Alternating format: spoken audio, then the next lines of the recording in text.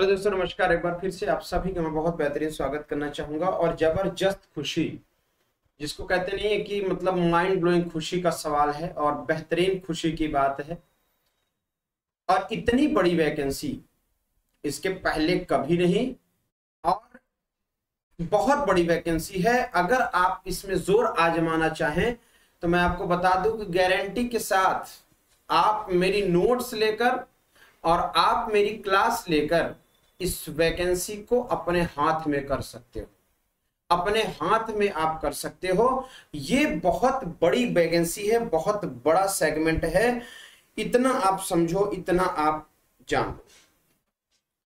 मेरे भाई, हरियाणा की यानी HPSC हरियाणा की असिस्टेंट प्रोफेसर की बहुत बड़ी वैकेंसी आई हुई है। यानी आप हरियाणा की जो असिस्टेंट प्रोफेसर के लिए वैकेंसी आई है, असिस्टेंट प्रोफेसर के लिए, असिस्टेंट प्रोफेसर के लिए एक बढ़िया वैकेंसी आई हुई। हाँ, सीधा असिस्टेंट प्रोफेसर के, और हरियाणा में इसकी नियुक्ति होगी। मैं आपको बता दूं 2424 वैकेंसीज आपके सामने है, मगर आपको यहां इंग्लिश से रिलेटेड बात करनी है। तो इंग्लिश से आपको मैं बता दूं कि इंग्लिश के असिस्टेंट प्रोफेसर की 620 प्लस वैकेंसीज है, 620 प्लस वैकेंसीज हैं। आप इस वैकेंसी में अपने आप को तैयार करके आप वहां पर असिस्टेंट प्रोफेसर बन सकते हैं।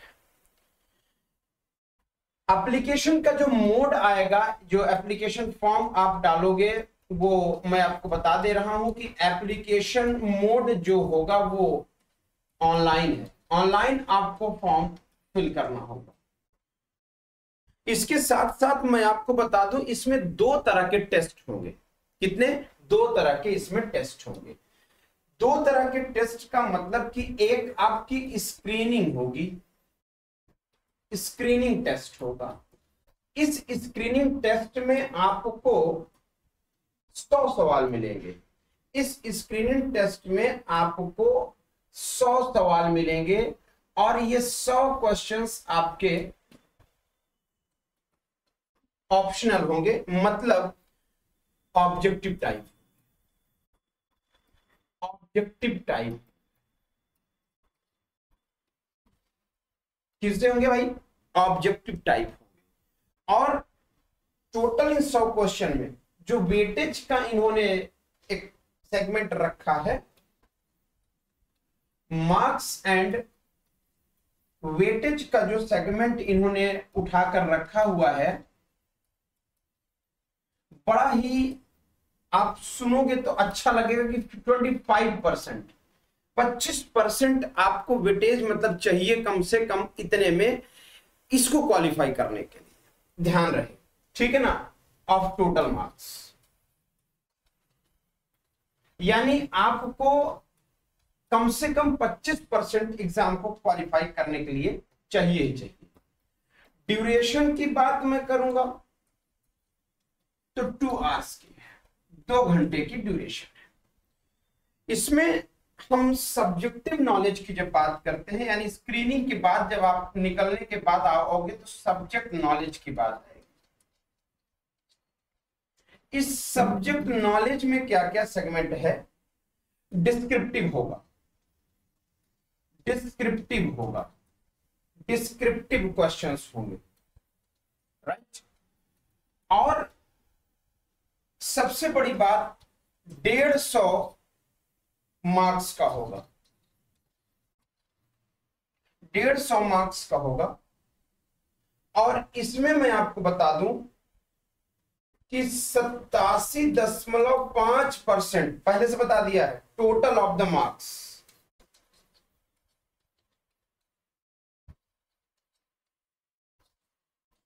टोटल ऑफ द मार्क्स, ठीक। और 3 घंटे का सवाल हो गया, 3 घंटे का मामला। कंडक्ट हरियाणा कराएगा और हरियाणा में ही आपको नौकरी मिलेगी और हरियाणा में ही आप असिस्टेंट प्रोफेसर बनकर तैयार हो जाएंगे। याद रखेंगे कि सभी इनमें जो क्वेश्चंस हैं, ईच क्वेश्चंस 1 नंबर के होंगे।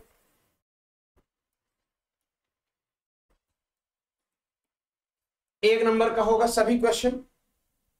और जो इसकी नेगेटिव मार्किंग है, नेगेटिव मार्किंग है 1/4 है।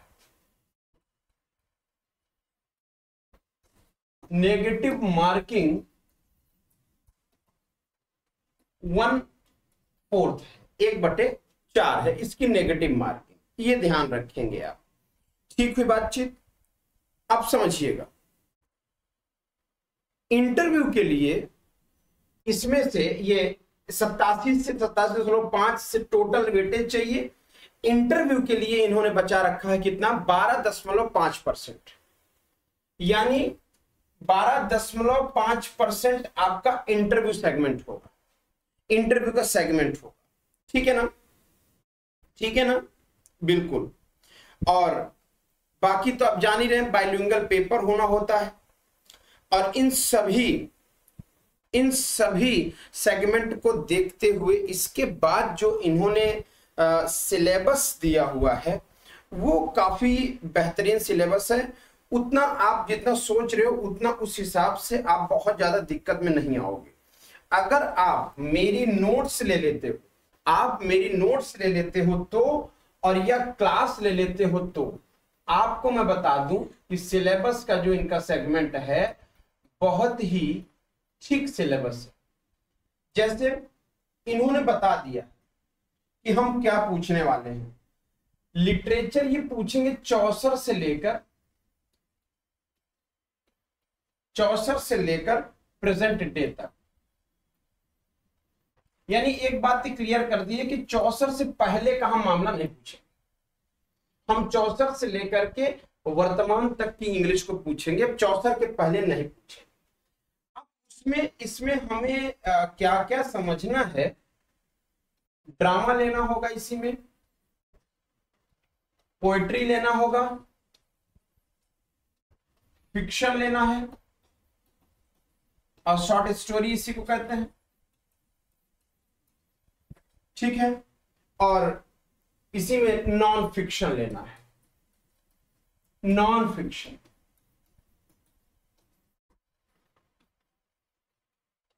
Non fictional. अब इतने के बाद इन्होंने यूनिट डिवाइड कर रखी, यूनिट डिवाइड कर रखी। अगर मैं यूनिट की बात आपसे करूं तो फर्स्ट यूनिट में इन्होंने बताया है कि अप टू रेनेसां, यानी रेनेसां पीरियड तक 64 से। दूसरे यूनिट में बताया है Jacobian to restoration,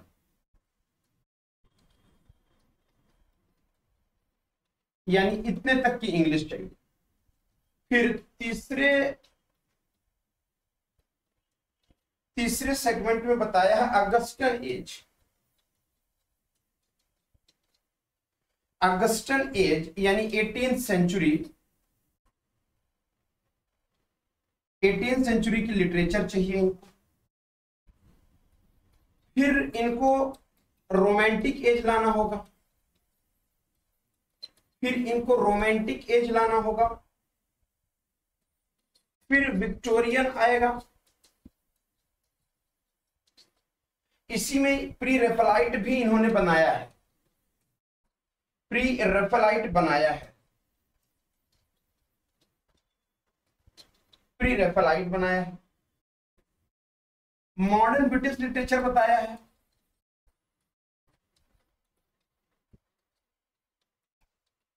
modern British literature बनाया है। कंटेम्पररीज को बनाया है, कंटेम्पररीज लिटरेचर यानी समयुगीन लिटरेचर को बताया है। इसके बाद सिनेमा स्टूडियो को बनाया है, यानी रेनेसां टाइम पर सिनेमा स्टूडियोज को पढ़ना होगा। किस तरीके से सिनेमेटोग्राफी हुई, किस तरीके से सिनेमाज आए। ये आपके पूरे 10 टॉपिक्स रहे, इन 10 हेड टॉपिक्स पर ये क्वेश्चन पूछेंगे। इसके बाद लिटरेरी क्रिटिसिज्म पर इन्होंने क्वेश्चन बनाया है,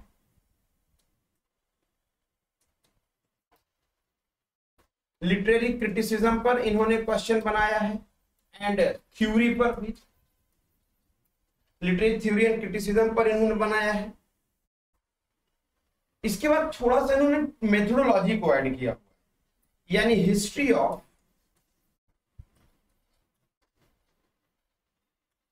teaching language, English language, teaching English language. ठीक, IWE के बारे में इन्होंने पूछा हुआ है, इंडियन राइटिंग इंग्लिश। ठीक, इसके बाद इंडियन इंग्लिश भी पूछा है, इंडियन इंग्लिश आपसे पूछा है। फिर कल्चरल स्टडीज को पूछा है, कल्चरल स्टडीज को पूछा है।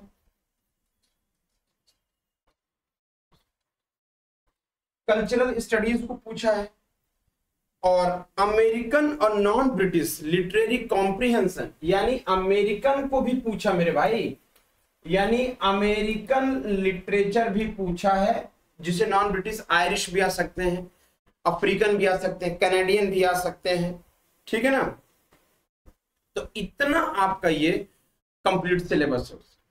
तो ये अगर आपको बेहतर तरीके से करना है, बेहतरीन आपको यहां से सिलेक्शन लेना है, तो अगर आप नोट्स लेना चाहते हो हमारे इस पूरे कंप्लीट सेगमेंट की, तो आप कांटेक्ट करें मेरे 98387775 और 71 पर। यहां आप हमें व्हाट्सएप करेंगे और आपके घर तक वो नोट्स में पहुंचवा दूंगा। जल्दी से जल्दी आप इसको ले लें और ले करके अपनी तैयारी को सुनिश्चित कर बेहतर तरीके से तैयारी करना शुरू कर दें। ठीक है, तो बहुत बहुत शुक्रिया, थैंक यू।